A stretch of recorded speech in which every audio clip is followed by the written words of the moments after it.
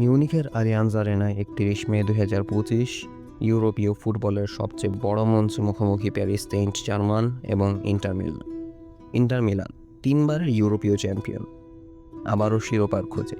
অপরদিকে পিএসজি তাদের প্রথম চ্যাম্পিয়ন্স লিগ শিরোপা জয়ের স্বপ্নে বিভোর। এই ফাইনাল হবে ইউএফএ চ্যাম্পিয়ন্স লিগের নতুন সুইচ সিস্টেম ফরম্যাটের অধীনে, যেখানে ৩৬টি দল একটি লিগ ফেজে প্রতিদ্বন্দ্বিতা করেছে। ম্যাচ পরিচালনা করবেন অভিজ্ঞ রোমানিয়ান রেফারি ইত্তোভান কোভাচস, যিনি এর আগে ইউরোপা লিগ ফাইনাল সহ গুরুত্বপূর্ণ ম্যাচ পরিচালনা করেছেন। এই ম্যাচের বিজয়ী পাবে ২৫ মিলিয়ন ইউরো পুরস্কার, খেলবে ২০২৫ ইউএফএ সুপার কাপ এবং যোগ্যতা অর্জন করবে ২০২৯ ফিফা ক্লাব ওয়ার্ল্ড কাপের অংশগ্রহণের জন্য। তাই প্রস্তুত হও ফুটবল প্রেমীরা। ৩১ মে মিউনিখে ইতিহাসের সাক্ষী হতে চলেছে ইউরোপীয় ফুটবল ২০২৫।